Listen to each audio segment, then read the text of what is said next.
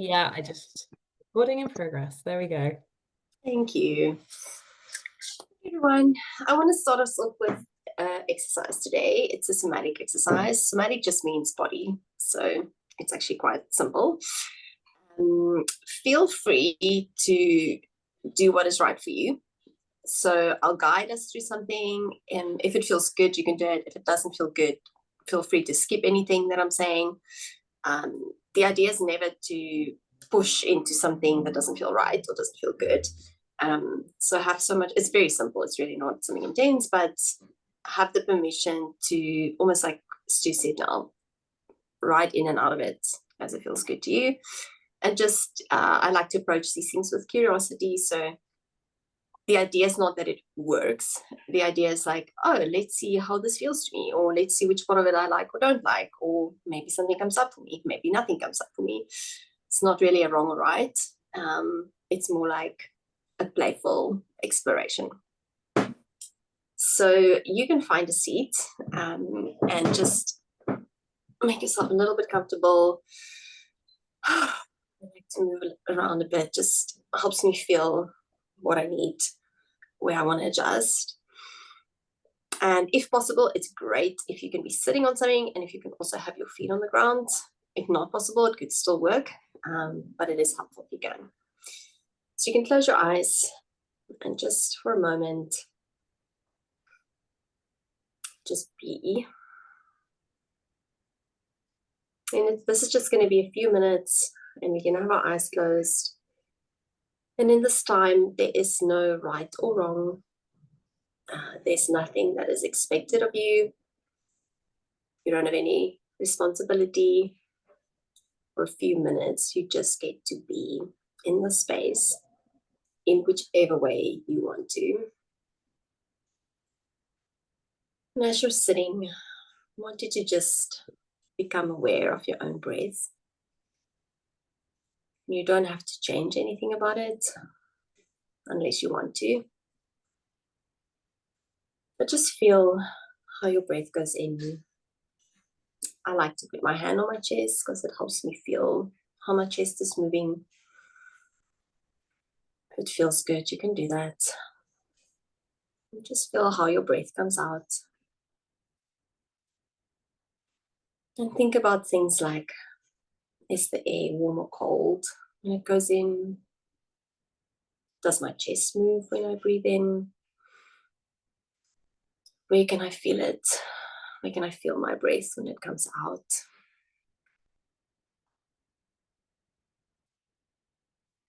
And you can play around and see, do I want to breathe deeper? Do I want to breathe more shallow? Do I feel like I want to hold it in a bit? Do I feel like I don't want to do that? And just give yourself permission to do with your breath whatever you want. And what often happens to me is I want to breathe deeper, but then I can't. And then there's always this really good feeling of that's okay, because you're always going to get to take another breath. So even if my breath doesn't go the way I wanted it to go, I'm going to get another chance and another one and another one. And it's going to be okay. And I just want to make you aware of the fact that you have so much oxygen around you and so much air. And in the next few minutes, you're not going to run out of air. But you're not going to run out of oxygen. And as you breathe in, your lungs are so amazing. They're taking all that good oxygen out of the air. And they're absorbing it into your blood. And if it feels good, I want to invite you to just visualize that process. As you breathe in, just imagine how that oxygen is going into your blood. And it's traveling. The oxygen is traveling up through your blood into your head and your brain. And it's providing everything that you need right now. And as that oxygen is absorbing, it's traveling down through your stomach, through your back, through your legs. And just see how that oxygen travels with your blood down your body. And it's providing everything that you need right now. And just see how that oxygen is traveling through your blood, through your arms and your fingers. And sometimes when I imagine that, I can almost, it feels like my hands and my fingers are tingling. I'm so aware of it. And just think about how it's providing everything that you need right now. So in this few moments, your body is receiving a lot of things that it needs. And it's available to you. And I want you just to gently notice the chair that you're sitting on. And think about how gravity is holding you down and the chair is holding you up. So in a very real way, in this moment, you're being held in this chair. And think about your feet on the floor. Just become aware of what they feel like and how the surface of your feet, maybe it's touching a sock or a shoe, maybe the ground itself directly, but directly or through some layers, it's resting on the ground. And in this moment, the ground is really stable. The ground has probably been stable for a while. And it's going to be stable in the next few minutes. You can depend on it.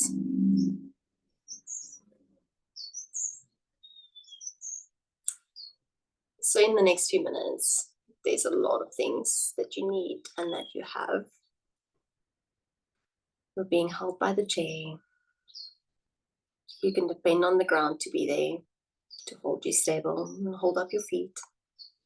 You don't have to hold up your own weight. You have enough oxygen. It's providing what your body needs.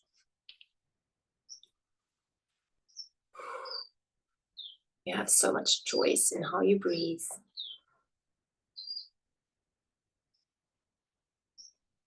And as you're just noticing these things, I'm going to invite you to take a little tour through your own body. All this noticing. And the way we're going to do it, it's as if your mind is going to walk through your body, top to bottom, and I'll guide you through. And you want to narrate to yourself what you're noticing. And whatever we notice, we're not classifying it as good or bad. We don't want to fix anything or change it. We just want to notice. So if you think about your head, just tell yourself what you notice.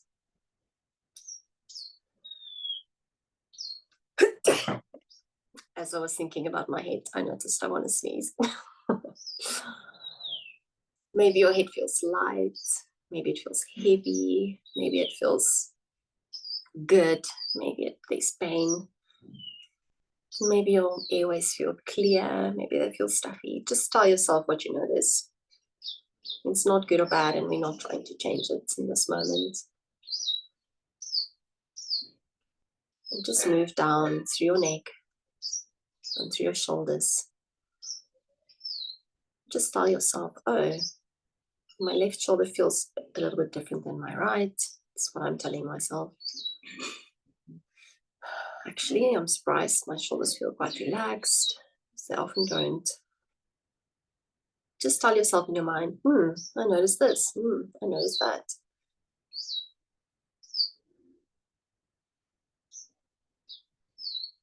And just walk yourself down through your arms and your fingers. And just tell yourself what you notice.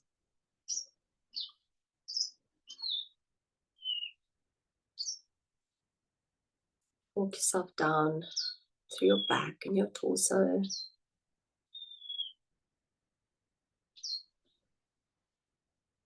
Say, oh, my stomach feels like this.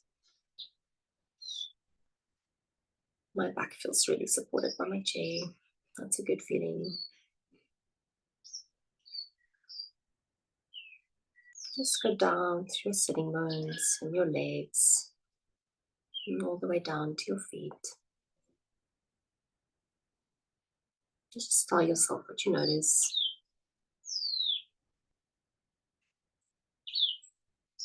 With my feet, I sometimes have to wiggle my toes a little bit to actually know what they feel like. You can do that if you need to.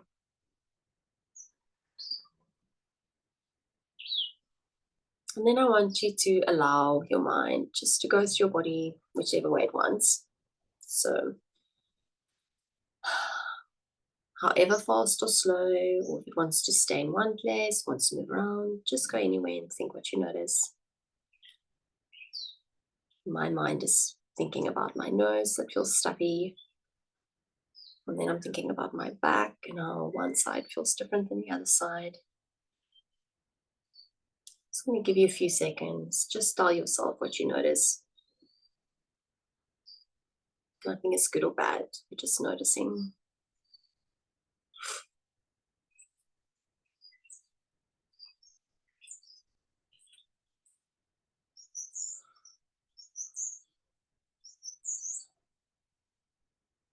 And as we move into the last spot of this noticing, I want to see if you can find a place in your body that either feels good or that just feels neutral. And maybe you don't have one, and that's okay. Maybe you have multiple, and there's no wrong way to choose one. You can just choose anyone that you want. But if you can find a place that feels good or neutral, I want you just to rest in that place. So I just thought of my left hand, and my left hand just feels neutral today. So I'm letting my mind rest in that feeling of thinking about my left hand. And when I was doing that, I felt like, oh, I feel like I want to hold my left hand with my right hand and just indicate support to that part of my body. See if your body wants to do something like that. Just connect to that part of you that feels neutral or good. And take a few seconds just staying with that place. And as you breathe in and out, just see if you almost can sink a little bit more into that feeling, even if it's 1% more. Sometimes it's not possible, and that's okay. Sometimes it is.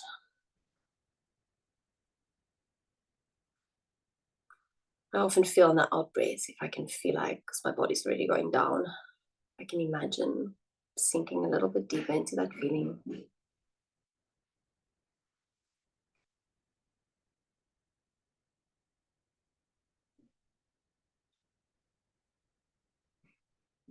And maybe you want to attach a color to that feeling, maybe a texture like, oh, this feeling feels like water, or it feels like air. Oh, it feels like something solid. Oh, it feels green or blue. Sometimes people say, oh, I feel like this feeling smells like jasmine or oranges or cinnamon. Maybe it has a name. Oh, this feeling has this or that name. See if any of those things come up for you. Maybe they will, maybe they won't. Either way is fine. Just sit with that for a few seconds.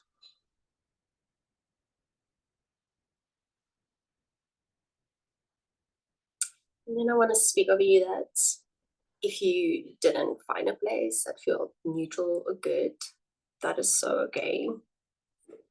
In those places, there will be a time when those places will be accessible. It's really okay to have a day when they're not.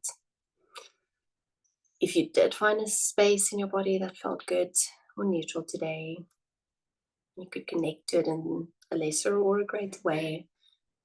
The system will do what is right for you today. And we're going to slowly move away, but we want to bring that reassurance that you could always come back to that place and that feeling. And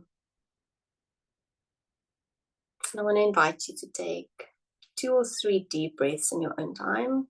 with your eyes closed. And as you're breathing, you want to visualize yourself moving away from that feeling and coming back into the room and to the present moment. And you can do this slowly. I'll give you some time. And when you feel ready, you can open your eyes.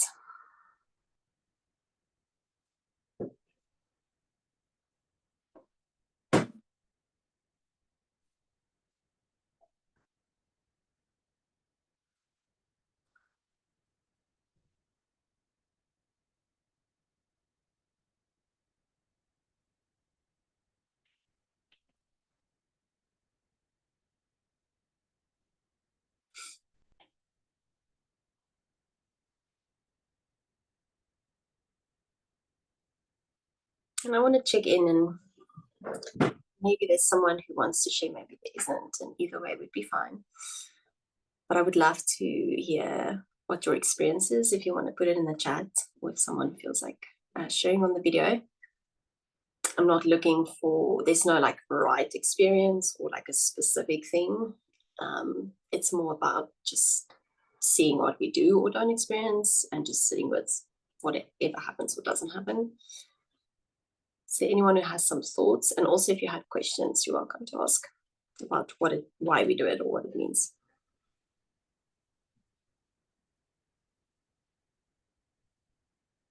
Liana, I definitely feel more grounded after that. It's so nice because I didn't know that you were going to do quite such a long grounding. And I was like, oh, my heart so needed that. And I really connected into just the feeling of groundedness in my feet, which isn't something that I normally connect into. But I think the combination of you talking about the ground holding us and then talking about a place that feels good or neutral. I was like, my feet feel really grounded right now, and that feels really nice. I mean, even as you're saying that, I feel like I'm feeling it. So Yeah, yeah, it's definitely like a real felt sense of something there. So yeah, thank you. I like that.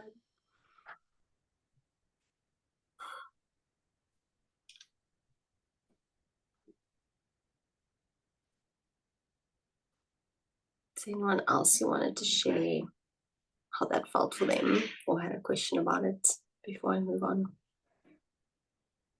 I was really surprised and really enjoyed because I've done a lot of mindfulness work before, but when you brought in that awareness of the oxygen traveling through the body, because the last time I remember even being mindful of that component was when I was last pregnant, and just that sense of oxygen traveling to the baby was such Wow. a real part of my mindfulness practice.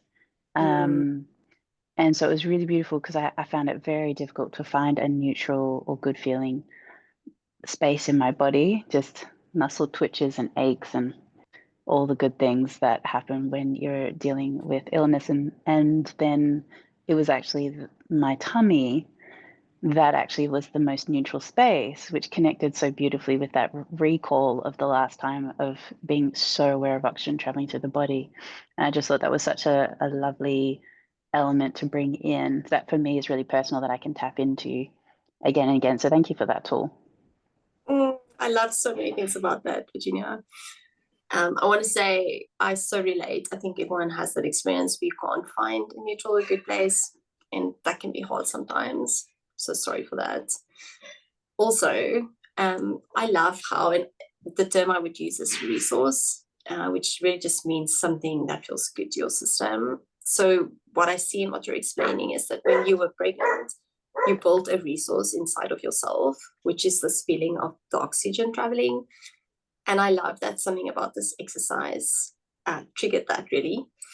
And it's our brains function outside of time, which is sometimes so hard to get your head around. But every resource that you've built in your life still exists inside of you. So I love how useful when you could reconnect back to a resource that you created previously and benefit from it again. I think that's such a big part of this work, and I love that that happened for you.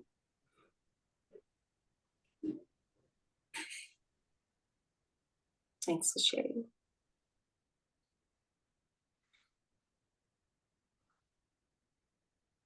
Okay. I'm going to step into some of what I want to share today. So I'm going to keep eye on the time. And I want to say upfront that I was thinking through things last night and this morning, just because this is our last session today. And, it's been so good to touch on some of these important subjects. Also, each one of them is so extensive. And, there's volumes around each one of these things, both in theory and in experience. So sometimes it can feel really hard to just bring it down to such a short amount of things that we share and get experience for, yet it's so valuable. And I think something that I really wanted to make sure we do discuss, before we finish off for this kind of foundational course, is just the concept of safety. And it came up quite a bit last time in our questions as well. So if I take it first, just from a very scientific neuroscience point of view, obviously we all know what safety is. So, I'm safe. Am I safe on the road? Do I have my seatbelt on? Am I in an area that is safe? Am I going to be attacked or not attacked? Like, how safe is this area? Which it has been a problem for me with Google Maps, because Google Maps seems to have no clue whether something is safe or not. I live in South Africa, and it has made me drive through some very unsafe areas. So that is just like the normal kind of safety. But in emotional health, and also in the realms of therapy, we speak about felt safety, especially in the realm of nervous system work, polyvagal theory. So felt safety means, does my system feel safe? Which can correlate with actual safety, but it doesn't have to. So a child can be in school and it can be really safe. It's a safe environment. It might be a safe teacher. He might be in a safe class. But because of whatever's going on for him, he might feel emotionally unsafe. So if we think about safety in the normal sense of the word, that child has safety during his school day, but he does not have felt safety, because in his system, for whichever reason, he feels unsafe. And it's usually in an emotional way, is how people say it, but really it's in a nervous system way. So our brain scans 1,000 times per second to see and determine, are we safe or are we not safe? Which obviously this happens so much faster than you can think. So felt safety is not something it's not an intellectual process. It happens much, much quicker than that. It's really like on a biological level, and it has a lot of implications, and it is not something that needs to be objectively true. So felt safety is an equation that our bodies do all the time, over and over and over, very fast. And it builds on previous experience, and there's a lot of things playing into that. And our felt safety might be very accurate. It might also be very inaccurate, or it might be anywhere along that scale. Now, something we touched on last week as well is it's actually such a human need to have felt safety. Felt safety is one of the big things that humans need to feel okay and to function normally. If you think back on the week that Anna shared, and she showed the window of tolerance, the window of tolerance describes the different states that our nervous system can be in. At any moment in the day, your nervous system is in a kind of state. And what she described that week was, we're in the middle green zone, which is we feel regulated. Regulated is I feel good. It's not necessarily I'm not experiencing emotions, but I don't feel completely overwhelmed. And I feel connected to my prefrontal cortex. I can think in nuance. I can connect relationally. I can do problem solving. I'm not going to black and white thinking. But then as life happens and we experience triggers, we experience hard things, we move out of our window of tolerance in two different ways, fight and flight or freeze. And that's when we feel dysregulated. So if I want to link this to safety, safety is one of the biggest contributors, or the lack of felt safety, to whether we are in our window of tolerance or outside of it, whether we are regulated or dysregulated. It's like the warning system. So if our system is checking 1,000 times per second, am I safe, am I safe, am I safe, am I safe? And if a lot of no's are coming through, saying no, no, no, or threat, threat, threat, those are the things that often usually push us outside of our window of tolerance. So much of our life experience is determined by which state our nervous systems are in most of the time. There's no such thing as a bad state. All our nervous system states are good. We need all of them at specific times. But it's not helpful if we get into the habit of always being dysregulated or outside of our window of tolerance in a season where actually that's not necessary. If we lived in a war zone, which today unfortunately is very real for some people, living in a war zone would mean it actually makes sense to live a lot outside of your window of tolerance because you're actually in real danger. So that kind of nervous system state might be beneficial and it might be the right one. But what happens to a lot of us is because of experiences in life, we're living outside of it when we actually don't need to. And there's a lot of things around that that's not super helpful. So a lot of this journey is learning to live inside of your window of tolerance. And then, of course, what we want to learn is how to shift, how to know when you're out and how to shift back in. A big way to shift back into your window of tolerance, back into a state of regulation, back into the parasympathetic state of your nervous system is for your body to felt safety. And the good news is that a lot of that is actually controllable. My Siri is picking up and speaking back to me. So if you think of it in a neuroscience way, this is your prefrontal cortex is in this part of your brain. It's only fully developed when you're 25. It's where you make relational connections. It's where you do complex problem solving. It's the part of your brain that makes you different from an animal.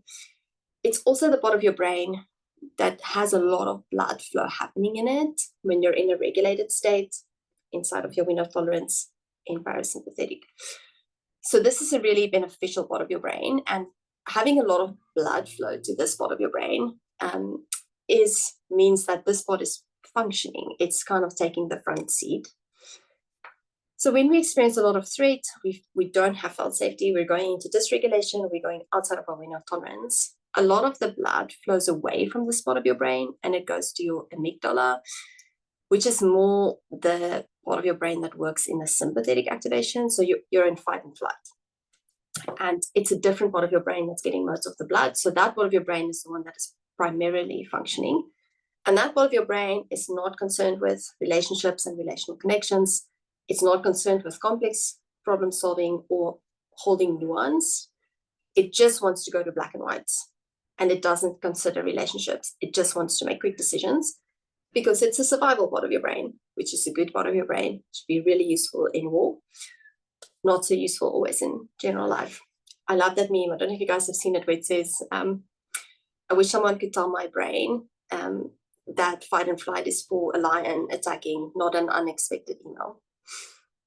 I mean, I really relate to that. That is like a very apt description actually of what a lot of this journey is for people, is how can I connect to my system and understand myself, mindfulness, like Virginia said, and what are the things that I can learn and the tools that I can use not to be in fight and flight all the time. It would be beneficial to be in fight and flight over a line. It's not beneficial to be in fight and flight every time I receive an email. My system's not going to handle that well. So also, when I go to fight and flight, when this blood flow is going to that part of my brain, cortisol is released, adrenaline is released. It's just a whole chain of events, which if you're always in that state for long periods of time when it's not necessary, it's not beneficial to your health, it's not beneficial to your relationships, not beneficial to your emotional well-being. There's a specific way that I want to go into that. We sometimes try and create safety, which is not helpful. But before I move on, just simply on the topic of, there's something like felt safety. And if I have it, I move into regulation. And if I don't have it, I move out. Is there any questions on that or any clarification needed? Hi,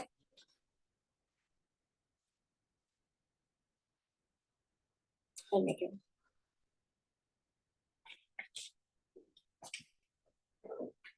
Okay, so I'm going to move on from that. And kind of the good news of this whole thing is that actually you can influence a lot of this.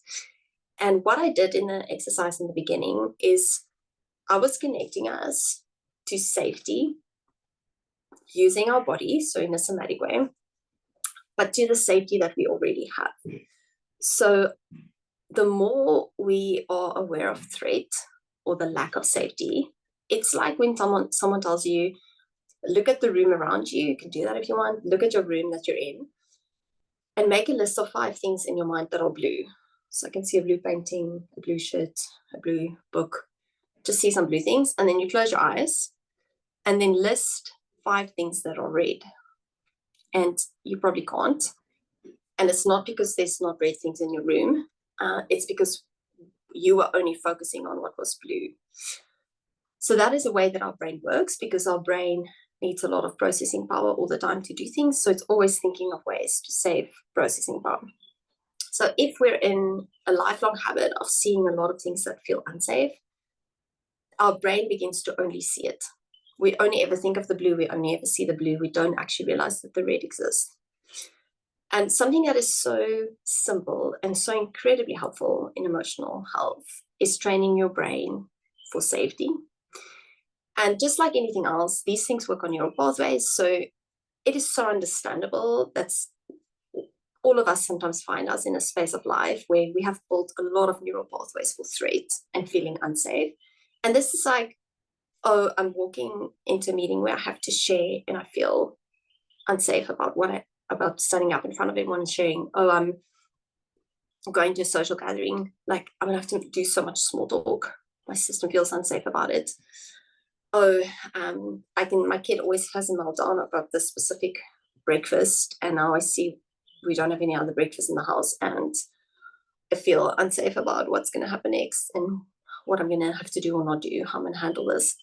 And then over time, that neural pathway is so thick, and we're walking that neural pathway all the time, and it's not always helpful. So just what I want to touch on a little bit today is how we actually build the other neural pathway. The threat one is a good one. We need it. We need it for when there's a real threat. But the safety one is also a good one. And it's good to build that one as well. And there is so many ways to do it. Stuart was telling me earlier, like a document that he's seen that describes the way is like 25 pages. So there are a lot of ways to build safety. That's the good news. And we'll send some of that information to you afterwards.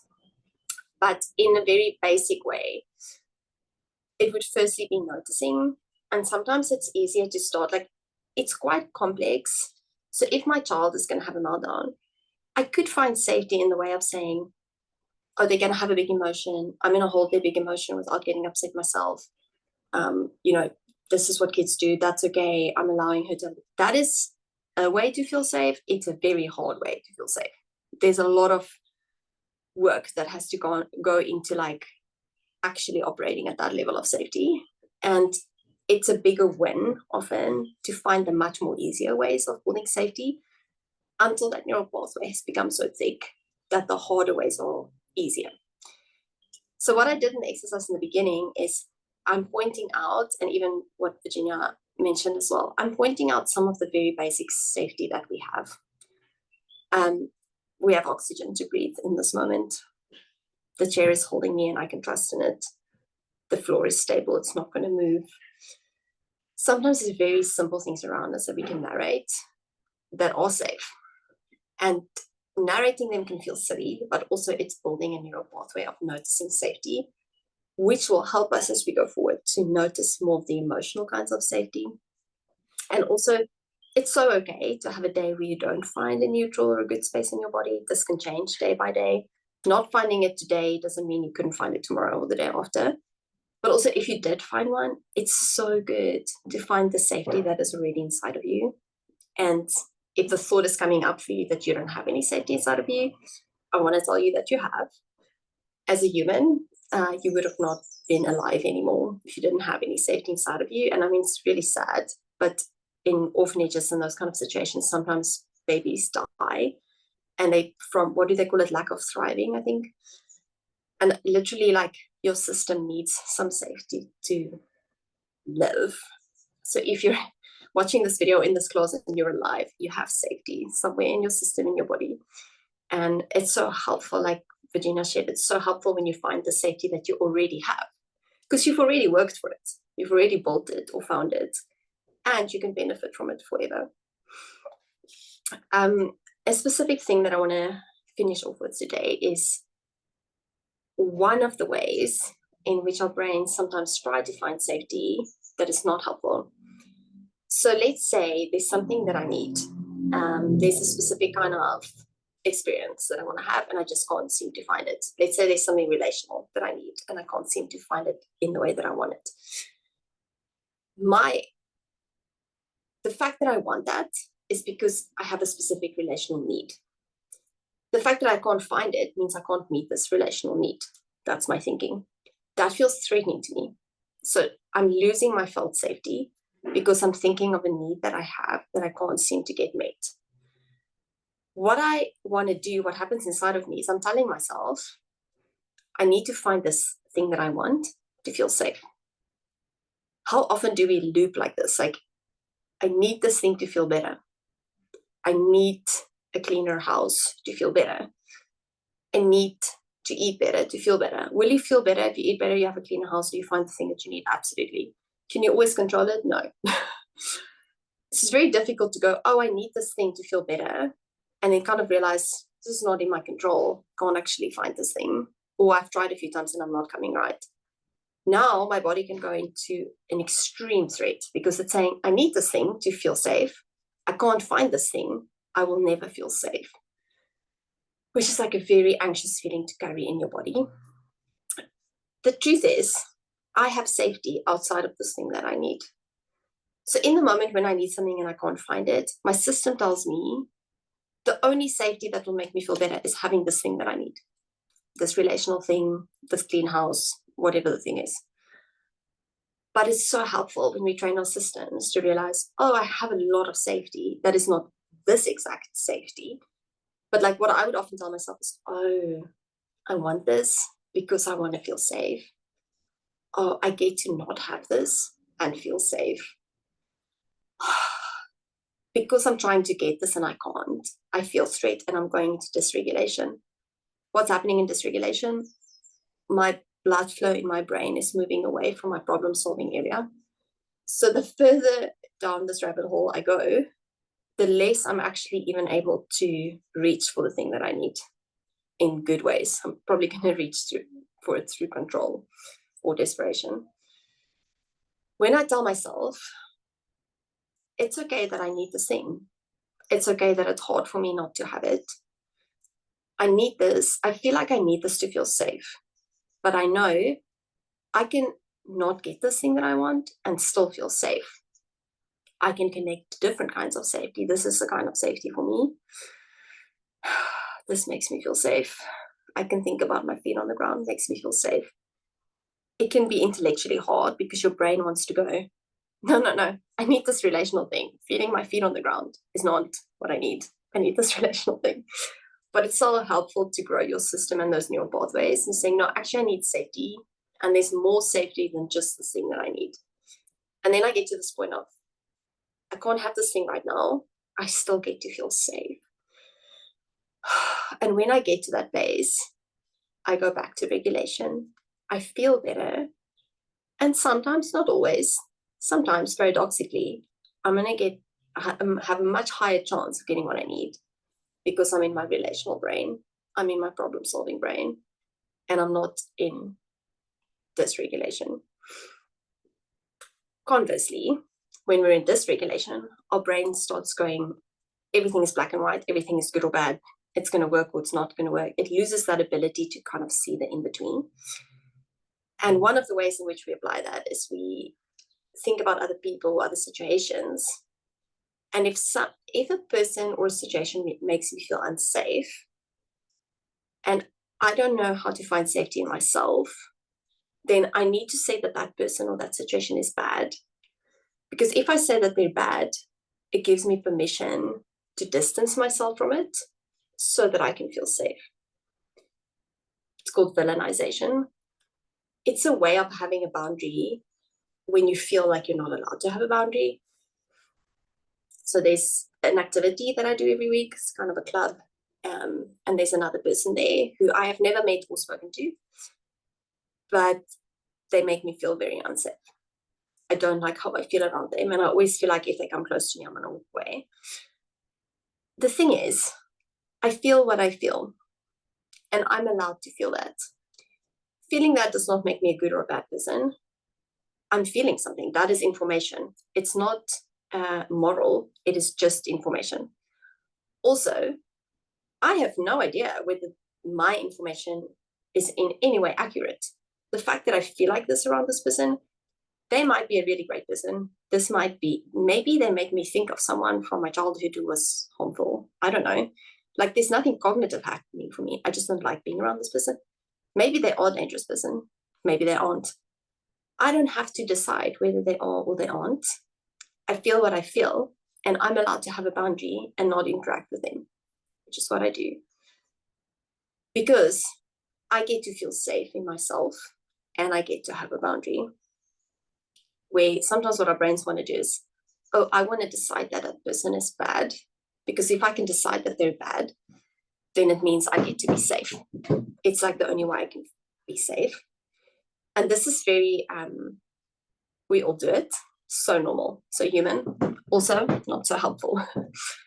And I see this very much on a world scale. Like, I definitely see this like in a big global scale at the moment. Like, can I call this movement or that person or this leader or that situation, if something about it makes me feel unsafe, I need to prove that that thing is bad. Because if I prove or insist that it's bad, I get to have a distance from it, and then I can feel safe. Very common, very helpful, very unhelpful. And also, I think this sometimes when this comes to personal relationships, that can be really hard. If it's like a partner or family member,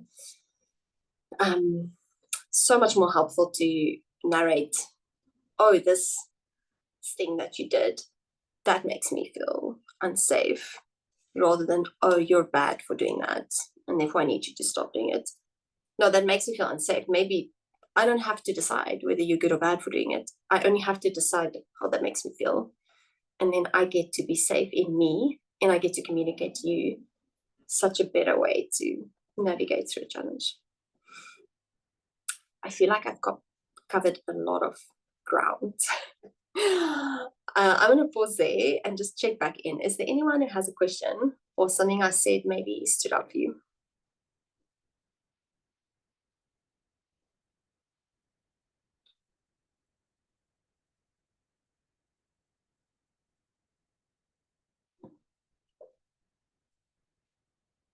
I love Jess saying she's lapping it all up.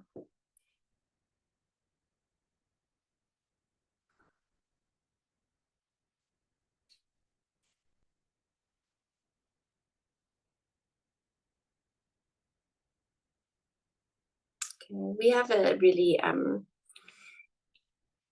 beautiful celebration bit that we want to go to. So before we go there, I just want to say on this topic, I think those are some of the important things. I wish we could do so much more, but we will in future labs. But I hope this is enough of a groundwork for you at least to climb on this platform and jump from it, wherever it is you want to jump. I do want to give opportunity, like I said on the group as well. Is there anyone who would like to ask a question? It doesn't have to be about today's content. It can be about any of the week's content or anything that feels like it's in this area. Anyone wants to ask a question, or if you want to share something to get input on, I'm going to give a few minutes for that.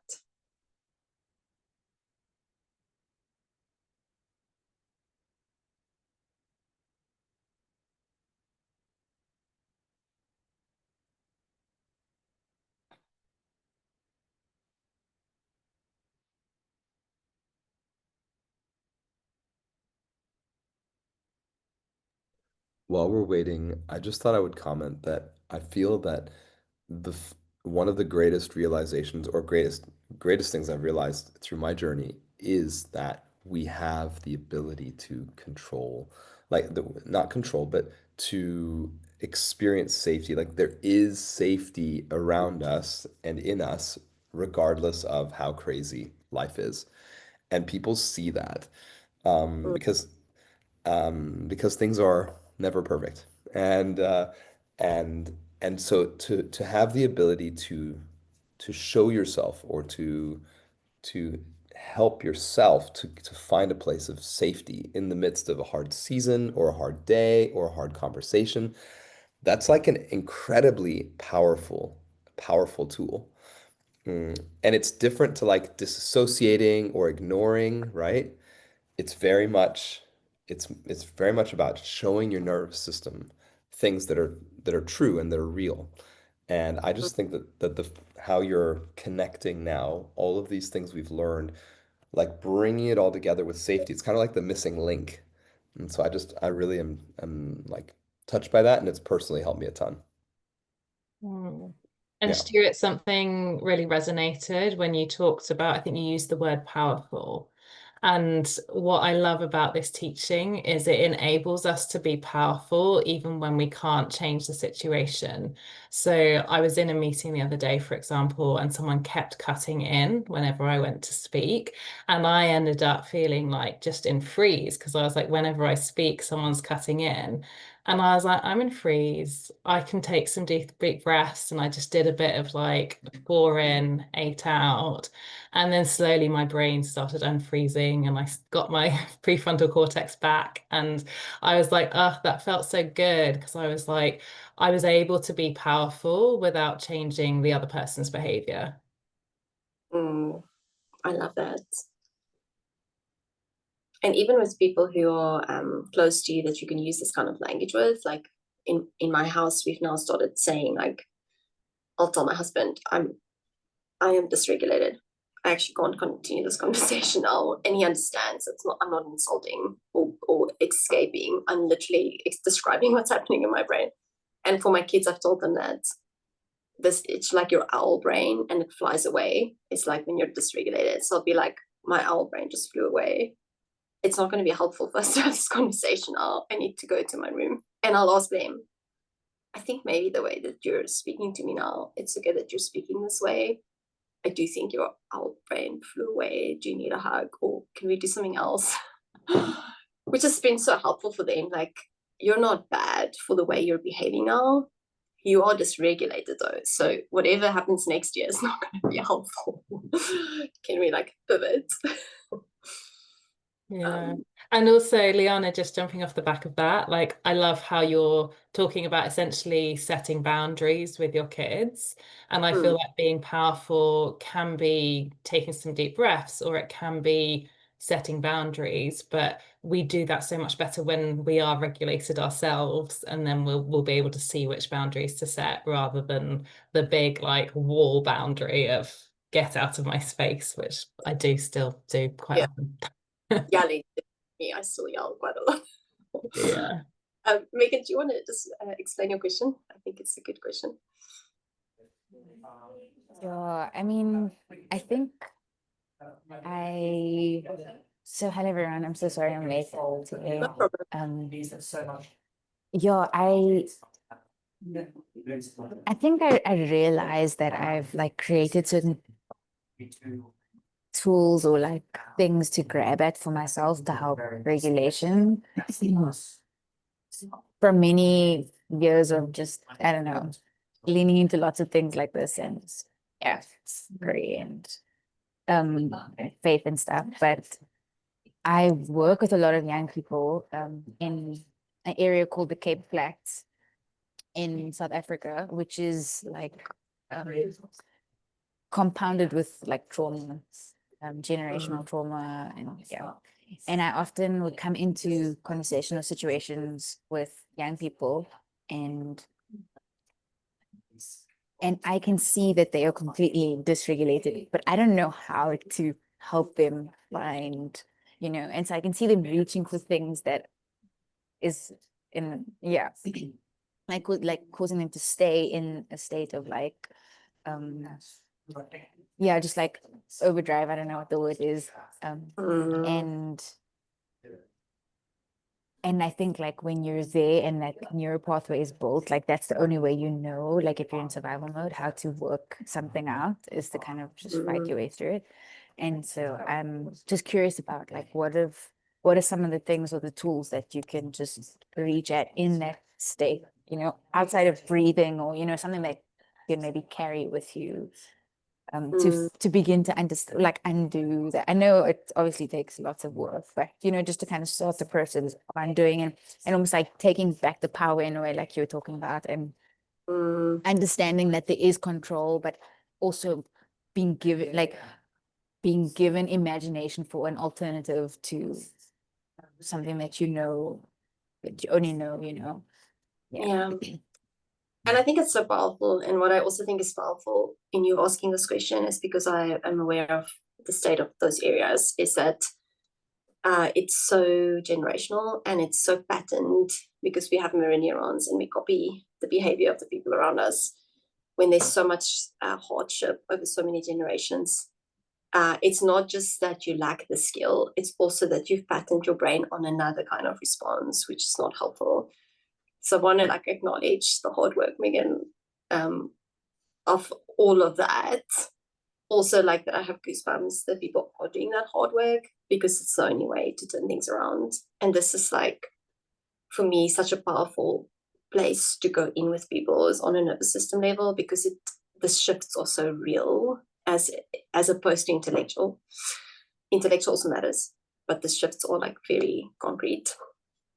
I do want to speak to that. I want to say first, though, that your prefrontal cortex and your ability to regulate only fully matures at 25.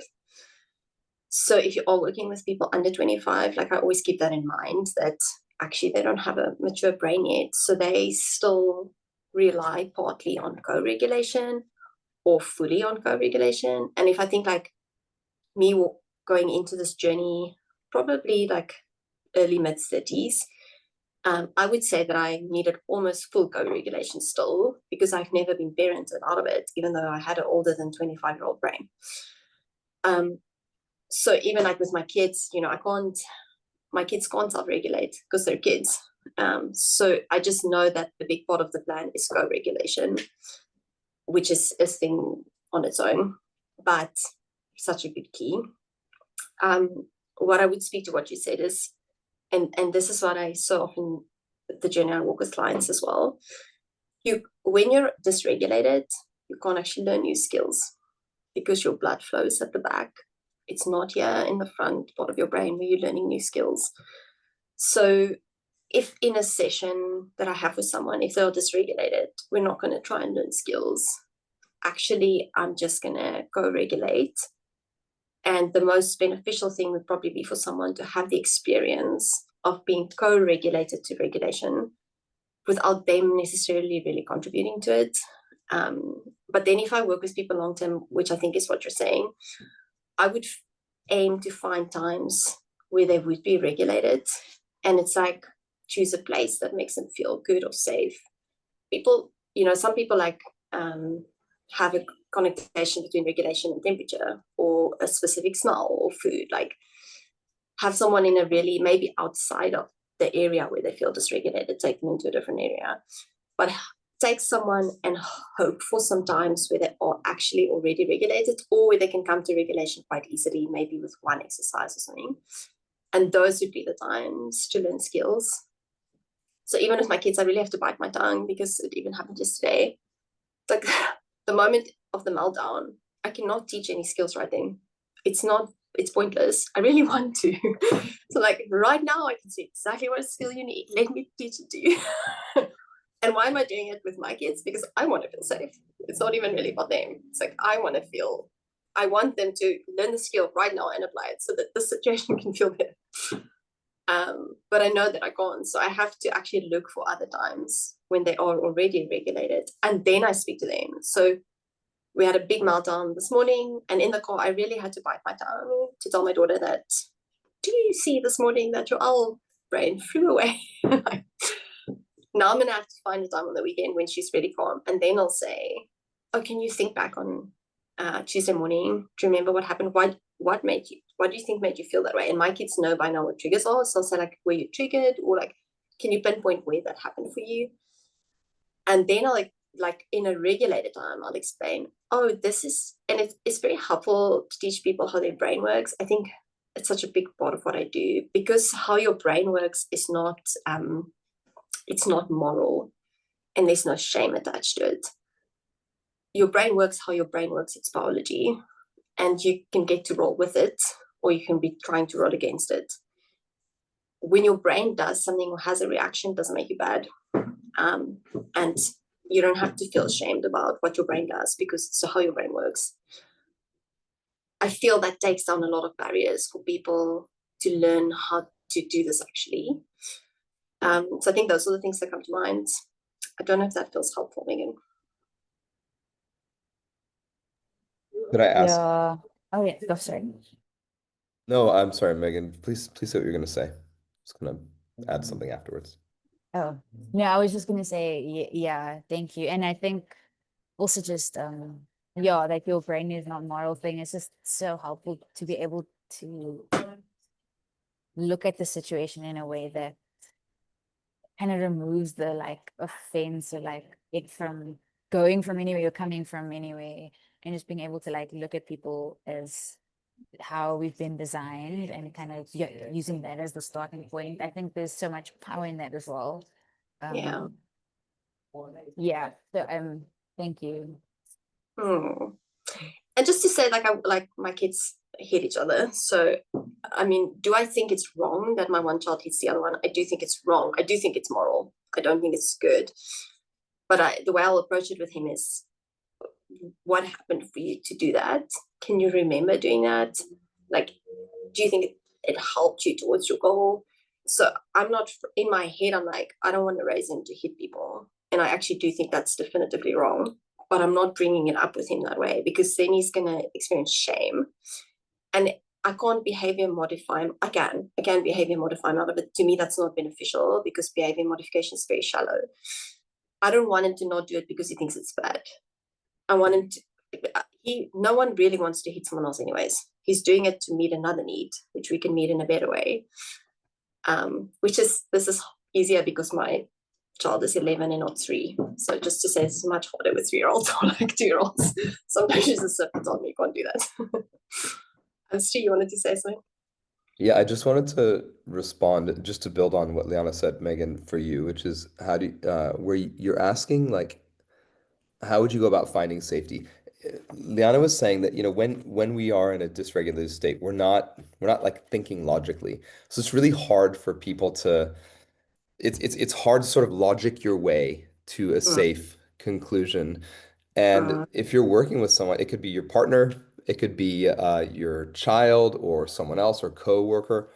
If they're dysregulated, then it's really hard to actually start to explain yourself, etc. And so the idea of connecting with emotion first, and this is something we didn't get a chance to talk about, but we will definitely be going into a lot more detail, which is compassion and attunement. These are terms that maybe you've heard of before, but attuning to someone, helping them to see that that they're understood, that their feelings make sense, even if you don't agree. That can help to I mean, it's crazy when you tell someone, I get what you're saying. Like I feel, oh, that must be really hard. That can really help someone go from really dysregulated to, oh, and then you can start to. So there are a lot of things that we can use to help move from what we think is like out of control. And I mean, with my 4 kids, I've seen that. It's almost like magic, it's like oh wow, we had like mega meltdowns, and then after a little bit of calm, it's like, oh, let's talk about this, and really attuning and connecting with the person, with the child, and then seeing them totally change their outlook, their language, their ability to listen. It's absolutely wonderful.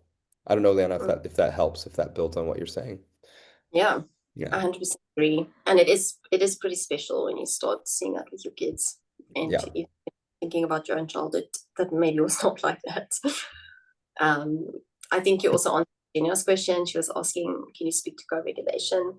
I mean, I think you could speak to that probably for 1,000 hours, but to give the 1-minute version, we all want to develop our brain's ability to regulate. And actually, do you know that they can see your ability to regulate on a brain scan? It's a specific fiber in between 2 parts of your brain. And the better you are at regulation, the thicker that fiber is. So this is not out there stuff. This is like your actual brain. So we all want to be thickening that fiber, literally learning to regulate. But you can only learn it through someone else who does it. through mirroring. So if you are able to regulate yourself, then you can co-regulate, which means you sit with someone else who is dysregulated. And while they are dysregulated, you stay regulated and you're lending them your regulation, which I know this is not maybe super practical to just step into, but I hope that's helpful to at least know what to start looking into to go in this direction. Very necessary for kids, for anyone with a brain under 25. Also, someone like me who just did not have that when I was young, who learned it in their cities. A basic human need that at all points humans need going forward. And Liana, the other thing that came to mind just real quick, I know we're slightly towards the end of our time, but it is just paying attention to what is happening to you in that situation. Like, what do you need in that situation? And sometimes that might be actually you need to set a boundary and go, I'm just going to step away for a second. You can do it in a kind way. I'm just going to do some breathing exercises, or you can always go to the bathroom. I think that's always a great go-to. I don't know what the situation is, hey, but what do I need in the situation? Do I need to just do some breathing, do some grounding, whatever the tools are that help you before coming back in? And then you'll be so much better equipped to do the co-regulation and to support the other person. 100%.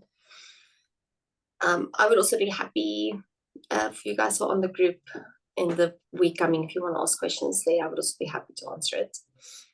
Because I do want to hand over to you, Anna. Great stuff. And thanks, Liana. I just really enjoyed listening to you speak just then, and I feel like there's something really cool about going through this course together, is that I'm hearing different people talk about different things and ask different questions, and then it's sparking stuff for me as well, which has been wonderful. What a great group. And I'm conscious we're at number 4 out of 4, and it's gone fast, hey? I'm like, how are we at number 4 already? And I think it can be easy to go through courses like this and be like, okay, I did the course, job done, I'm gonna try and remember it. And I wanted to give ourselves a bit of space to actually just celebrate. And I just want to, first of all, just celebrate you guys. Like, it's number 4, maybe not for you, Virginia, but it's number 4. And you guys are here and you have committed to the journey and you are leaning in and you are going after that breakthrough. I feel like, if nothing else, like that in itself is something worth celebrating. So I wanted to start with that. And then I wanted to, I love it. Stu's doing the wave. It's great. Let's celebrate that. And then I wanted to just give ourselves the space to just get a little bit reflective, and I'm going to ask 2 questions where you can either put it in the chat, or I'd love you to come off camera or come off microphone. You don't have to come off camera, and just share it with us. And I think sometimes there's something about speaking it out that is really helpful. So you guys choose which question to ask, but I think it's what is one thing that you are proud of yourself for? And this doesn't have to be something huge. This could be literally, I was in a conversation and I noticed that I was in freeze. Like, I noticed it and I wouldn't have noticed before. And I had that little bit more compassion for myself. So what is one thing that you are proud of yourself for? Or what is one insight about yourself that you had? Like, feel free to choose which question lands best for you. But yeah, I'm just going to give you guys a couple of minutes to, and if you're watching, I know there are people watching on catch up at the moment. So if you're watching on catch up, why don't you just pull out a journal and journal the questions down, and feel free to throw them on the WhatsApp group as well, because it's always so nice to hear, to be like, oh, this is one thing where I'm proud of myself for. And I think we don't spend enough time going, no, I did something and I'm allowed to be proud of myself. Like, I can be proud of myself because I did something well. So yeah, I'm gonna give you guys some time for reflection. Feel free to just come off mute and share. Could you maybe just narrate them again, Anna, the 2 questions, and I'll write Yeah, them I feel like, should I just write them in the chat actually? I think. Yeah. So I'm going to read them, then I'll put them in the chat as well. What is one thing you are proud of yourself for? And what is one insight that you have had about yourself? That's Okay, I've got them down. Yeah. Yeah. And I thought I'd just give you guys two, because one question might resonate a little bit more than others. And I know for me, I struggled sometimes to connect with I'm proud of myself. That's been a bit of a journey. So that's why I thought I'd give you another option as well.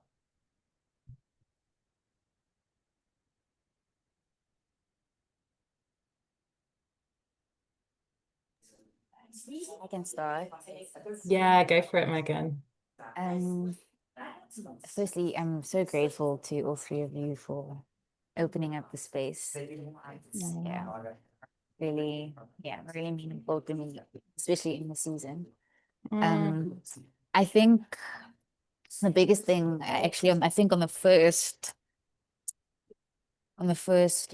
week I was joining, I think that was the second week, but just being able to recognize my story and not, I think in a way of like feeling bound by this, like wanting to do something right instead of wrong in my brain. I would often like almost shapeshift, like we were talking about. Often in spaces like this, I would like shapeshift and kind of take on everyone else's vibes and like ideas and, you know, the way they come into the space, and kind of use that as like the litmus test for what's supposed to be right or wrong.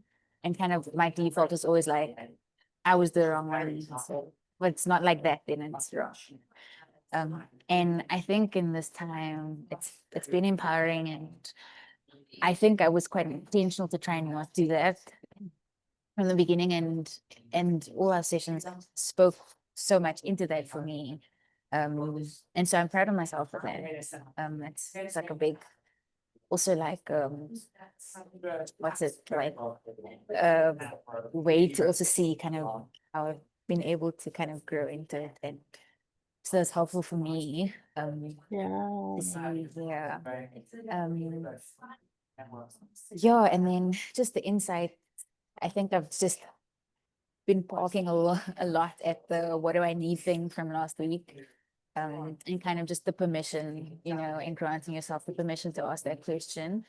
And then kind of taking it from there. And I think the powerful thing with that, the powerful thing of that for me was being able to, I guess, have clarity about how asking yourself that actually allows you to have the capacity to open yourself up to the things that actually are helpful for you, instead of trying to superimpose the helpful things onto you before you're even kind of in a state to be open to it or understand it or receive it, you know. And so yeah.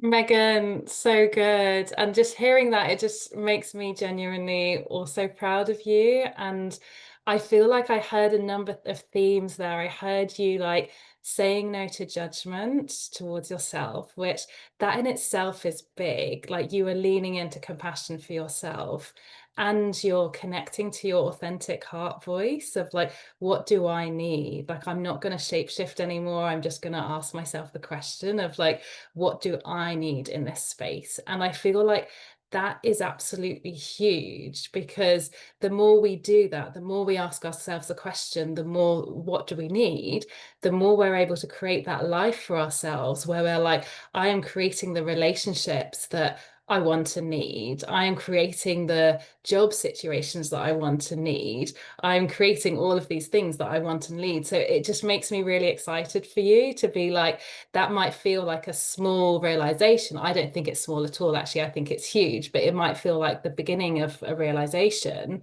But actually, like, I'm looking forward to the impact that those realizations can have on our entire lives. And I'm like, that makes me freaking excited for you. So thank you so much for sharing. I really loved hearing from you on that. I also just on that want to say, like, I realized like that I've taken for granted how much people of color just do that in general spaces all the time, like always shape-shifting, always like code switching, just to be able to kind of show up as something relatable.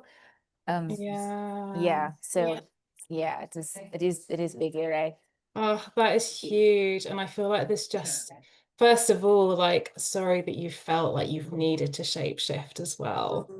Like, that is never a nice feeling, and it makes so much sense that we can be in situations where we're trying to shift and we're trying to fit in.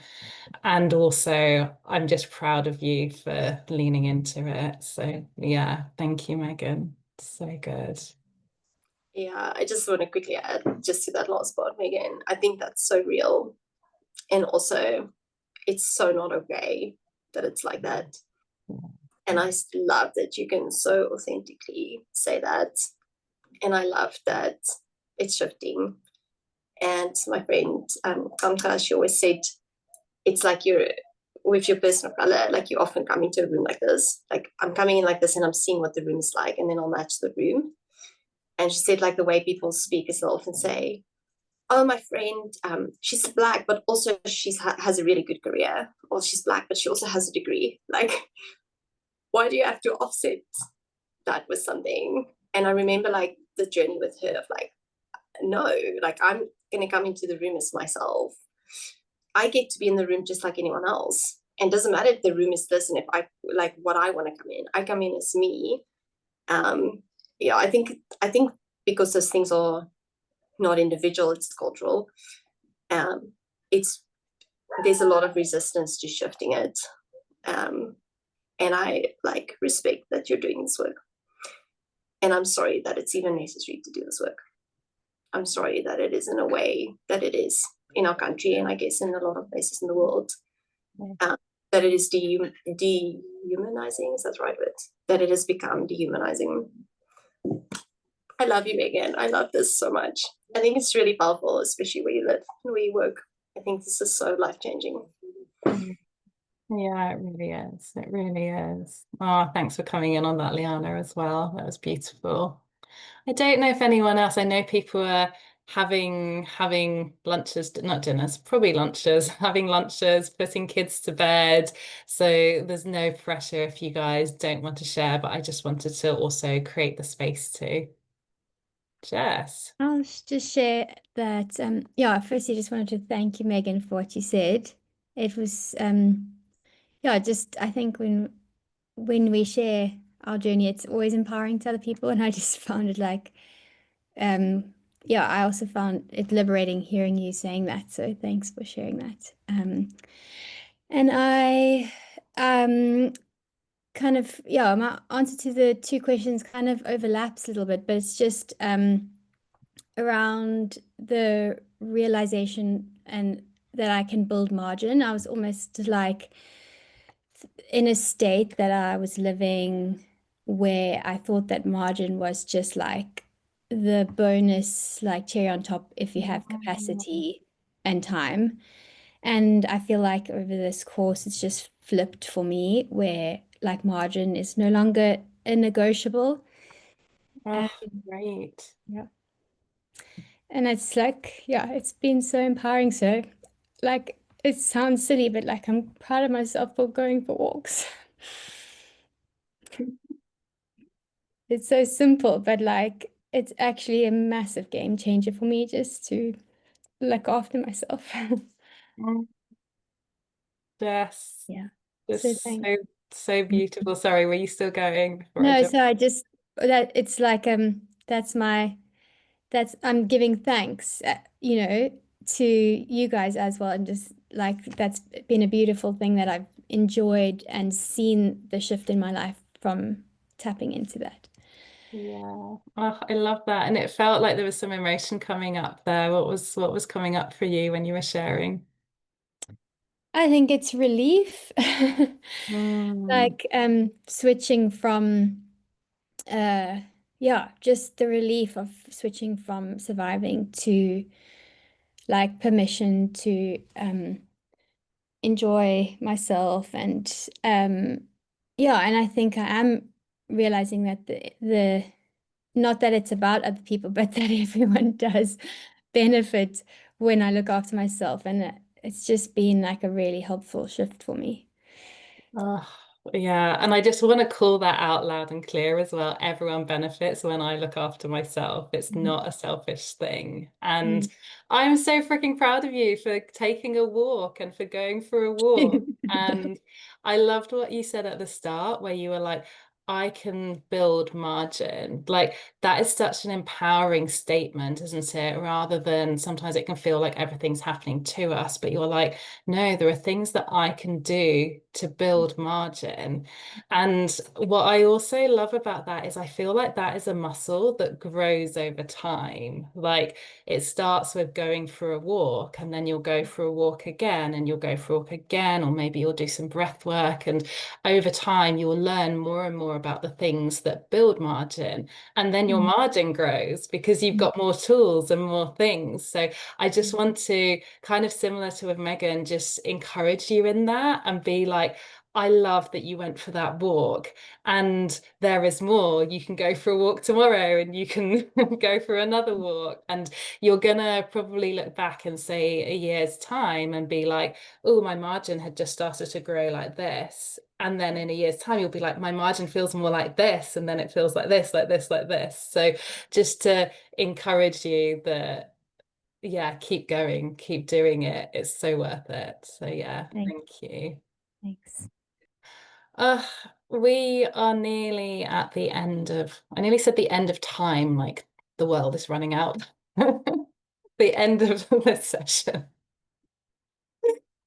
Which is making me sad because I've really enjoyed it, and I feel like we've had so many just precious moments hearing you guys share and hearing Liana share as well.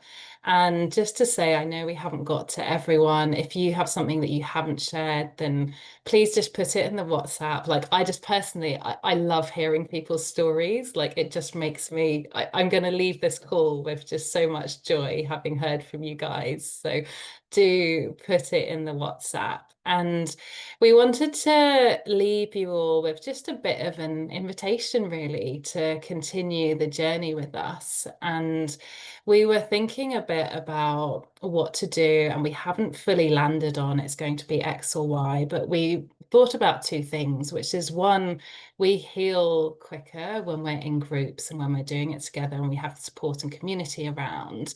And the second thing we were thinking about was there is something about this consistency that compounds over time and it grows over time.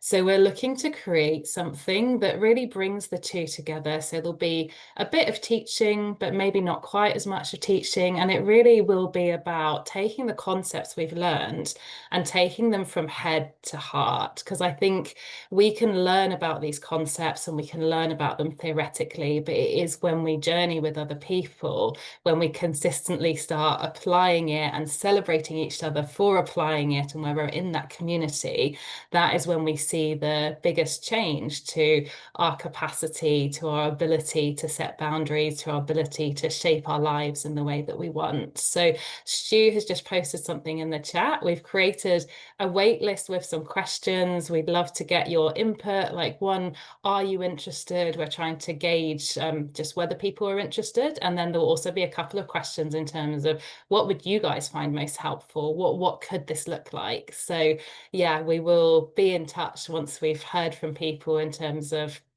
the interest, and then we'll go from there. And the other thing to say, we're going to send you 2 links.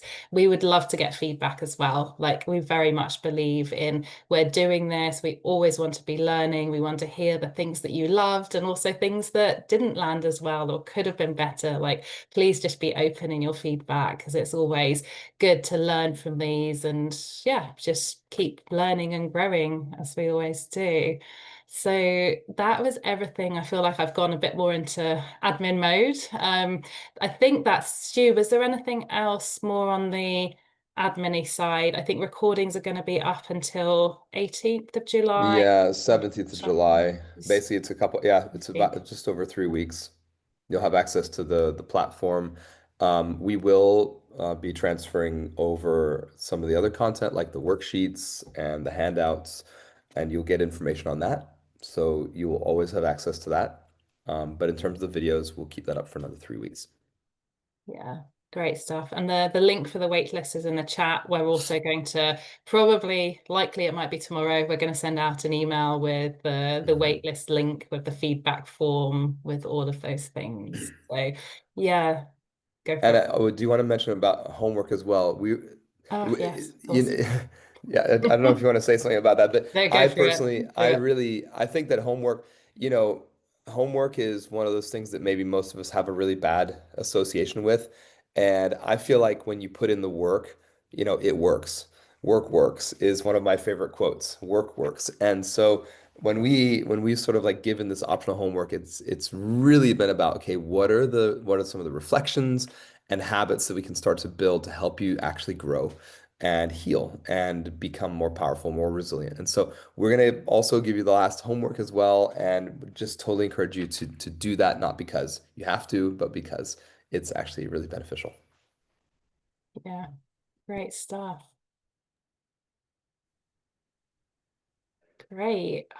I think that was everything really that I wanted to say, Liana. I think I'll hand back to you to do the final close, but I've just loved this journey with you guys, and thank you for being part of it. I'm gonna end with that. Yeah, it was so good. And I've loved me and Anna and Stu being able to do this together from 3 different countries. And I've loved meeting all of you from all over, and also everyone who's been not in the live sessions but on the recordings, and looking forward to getting that feedback from you guys. And thank you guys, and thank you specifically to everyone who was willing to ask a question or share something vulnerable. And I mean, it's also totally okay if someone didn't, or but I do know there's times when you feel like, okay, I'm gonna go for it. I do know that takes a lot of courage, especially in a live setting where you don't know everyone and you know what's going on to a recording. And I want to finish off with just this reminder for all of us to just hold each other's stories close when people have shared. The sharing is meant to be amongst us, not like your news to tell your family or your friends. If you want to tell stuff about the class, just make it more general. But we are so excited. We've loved it. Thank you guys. Thank you for being part of it. Thank you for also bringing your energy into the room. And it's looking forward to connect with you going forward. And it will all be in the information, but there'll also be, we love staying connected. So some of you have been in my groups before, or we've been connected over like many years in different ways. And I think there's so much benefit to staying connected. So something we also discussed was how easy could we make it for you guys to stay connected to us. So even just ways for you to give you discounts going forward, or discounts for referrals. And if you're on our waiting list, we'll let you know about that. And we're looking forward to connecting more in the future. Thanks, everyone. Thank you. Bye. Thanks so much, everyone.